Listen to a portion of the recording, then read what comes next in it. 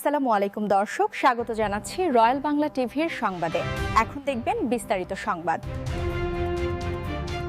ঢাকা মহানগর দক্ষিণ ৬৯ ওয়ার্ডের বাসিন্দা হাজী মোহাম্মদ মনির হোসেনের রাজনৈতিক জীবন গল্পে তারেক রহমানের দেয়া প্রতিশ্রুতি ৩১ দফা বাস্তবায়ন হলে কেমন বাংলাদেশ হবে গণমাধ্যমকে তার সাক্ষাৎকারে অনুভূতি প্রকাশ করেন।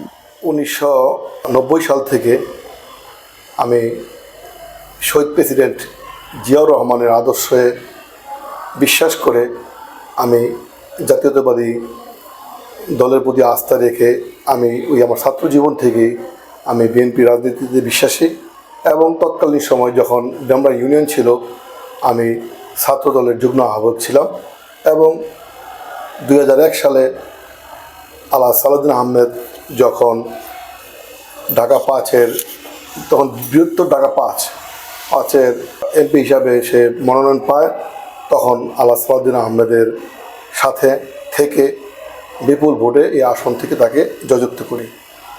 পরবর্তীতে আমার ছাত্র জীবন, লেখাপড়ার কেরিয়ার গড়ি এবং নিজে কর্মজীবনে নিজেকে আত্মনিয়োগ করি এবং রাজনীতিতে থেকে কিছু কিছু সময় আমি রাজনীতির পিছনে ব্যয় করি এবং মানুষকে উৎসাহিত করে দলের পক্ষে আমি কাজ করি, সক্রিয়ভাবে দলের সাথে অংশগ্রহণ করেছিলাম।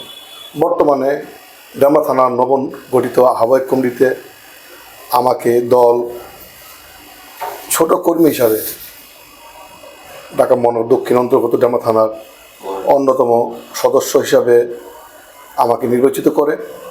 এজন্য দলের প্রতি আমি কৃতজ্ঞ এবং সেই সাথে আমি দলের একজন কর্মী হিসাবে দীর্ঘদিন যাবৎ এই ডেমরা ৬৯ ওয়ার্ডে রাজনৈতিক কর্মী হিসাবে আমি মানুষের মাঝে বিএনপির দাওয়াত পৌঁছে দিই এবং সর্বশেষ যে জাতীয় ইলেকশন সেখানে আমি সক্রিয় অংশগ্রহণ করে আমার এলাকার মুরব্বী একরাম নেতাকর্মীদের নিয়ে আমি বিএনপির পক্ষে আলহাজ নবীউল্লাহ নবী সাহেবকে জয়যুক্ত করার জন্য আমি আমার সর্বশক্তি দিয়ে আমি মাঠে সক্রিয় ছিলাম।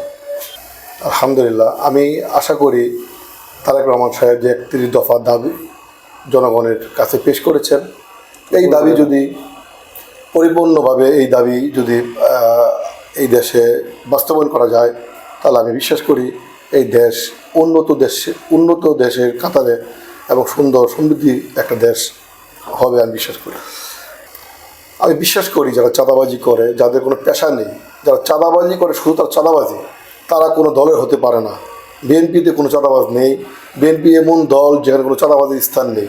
যারা চাঁদাবাজি করে আমি মনে করি তারা নামধারী মুখোশধারী সন্ত্রাস, তারা আমাদের দলের কোনো মানুষ নয়। তারা বিগত ইতিহাসে যারা চাঁদাবাজি করেছে আজকেও তারাই চাঁদাবাজ। এখানে আমি মনে করি যে বিএনপির কোনো সম্পৃক্ততা নাই এই চাঁদাবাজদের সাথে। চাঁদাবাজ সমাজের শত্রু, দেশের শত্রু, ওদের বিচার হওয়া উচিত। যানজট মুক্তর জন্য আমরা সক্রিয় চেষ্টা করেছিলাম। আপনি জানেন গত সপ্তাহে আমাদের রাষ্ট্রীয় অর্ডারে এই ফুটপাথগুলো এখান থেকে উঠিয়ে দেওয়া হয়েছে। বর্তমানে যে সমস্ত ফুটপাথের কারণে যানজট তৈরি হতো, যে ফুটপাথ দিয়ে মানুষ হাঁটার কথা ছিল, সেখানে অবৈধ দখলদারদের কারণে এখানে অনেক দোকানপাট ওঠে। আপনি জানেন ইতিমধ্যে আমাদের সরকার এগুলোকে উৎখাত করেছে এবং এখন যানজট মুক্তই প্রায়। যদি এই ধারা অব্যাহত থাকে তাহলে স্টাফ কোয়ার্টার হবে একটি যানজট মুক্ত, পরিষ্কার পরিচ্ছন্ন একটা স্থান হবে আমি বিশ্বাস করি।